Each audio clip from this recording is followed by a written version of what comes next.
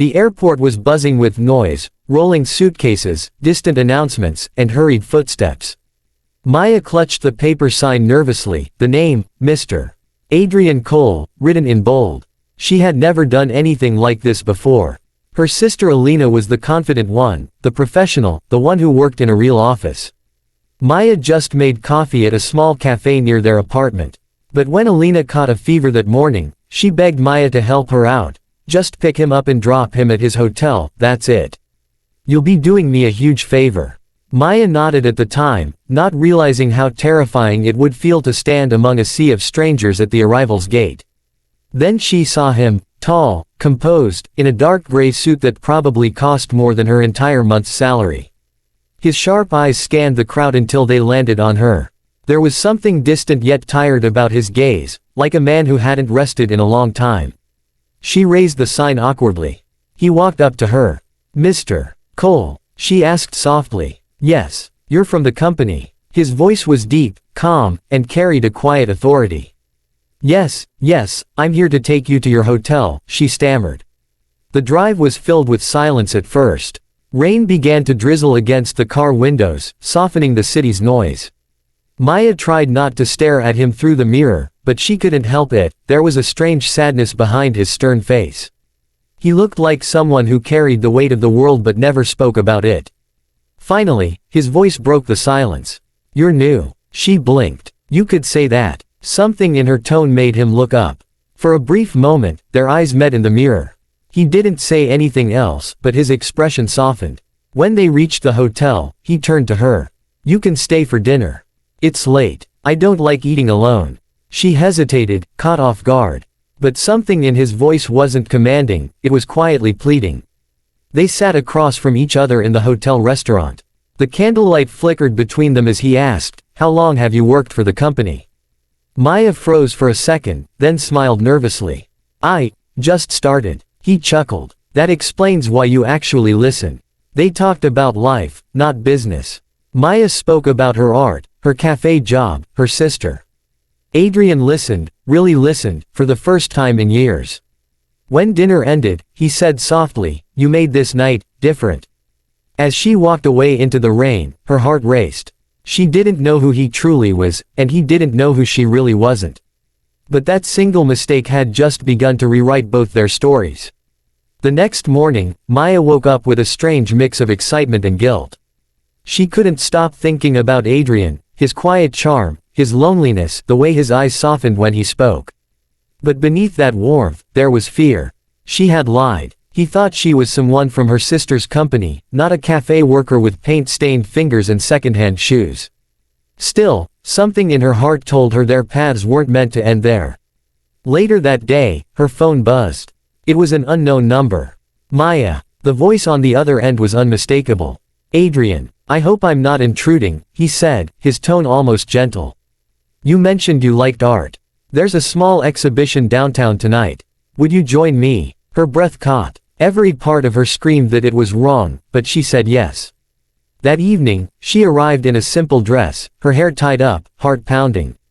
Adrian was already waiting, leaning casually near the entrance.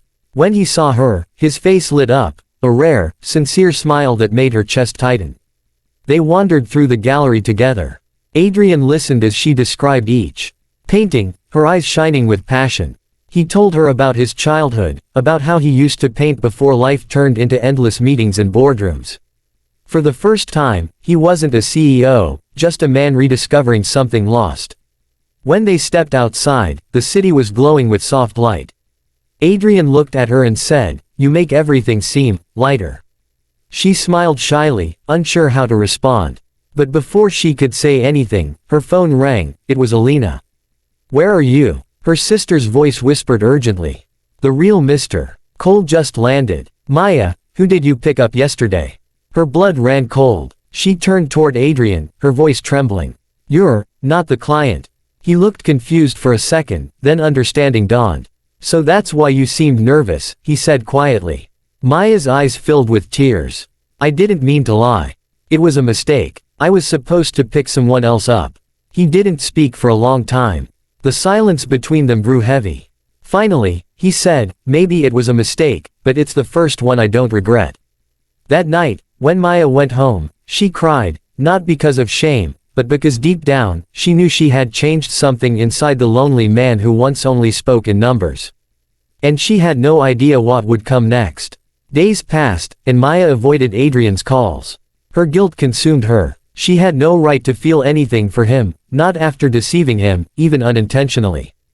But every time her phone buzzed, her heart would leap with hope. She told herself it was over, that he would forget her, yet deep down, she wished he wouldn't. Meanwhile, Adrian couldn't stop thinking about her. For years, his life had been predictable: meetings, luxury, silence. But that girl, who wasn't afraid to laugh, who saw beauty in the ordinary, had broken through his walls. He knew she had lied, but strangely, the lie didn't hurt as much as the idea of never seeing her again. One evening, he appeared at the cafe where Maya worked. She froze when she saw him standing by the counter, looking completely out of place among the smell of coffee and the sound of laughter. "You found me," she whispered. "I had to," he replied calmly. "I needed to know if that night meant something to you too." Maya's voice shook. "It did. More than you'll ever know. But I'm not the woman you think I am. I'm not rich, not educated like your world expects. I just made a mistake." He smiled faintly. "Maybe I needed someone real to make one." The next few weeks changed everything. Adrian began visiting the cafe regularly. He'd sit quietly while she worked, sometimes helping her carry trays or cleaning tables when it got busy, something that stunned everyone who knew his reputation as a cold CEO. Slowly, laughter replaced tension, and a fragile bond grew between them. But the world wasn't kind. When news of their connection reached the media, people mocked Maya. "Gold digger," they called her. Reporters followed her home. She almost quit her job out of shame. But one morning, Adrian stood outside her door, holding her hand firmly. "Let them talk," he said. "They don't know what I found under all their noise, someone who reminded me how to live." Months later, Adrian opened a small art gallery. Her paintings filled the walls. On opening night, he handed her a note that read, "The day you picked me up by mistake was the day I found where I truly belong." Tears filled Maya's eyes as he whispered, "Sometimes the wrong turn leads to the right person." And in that moment, surrounded by art and quiet laughter, both of them knew their accident had become destiny.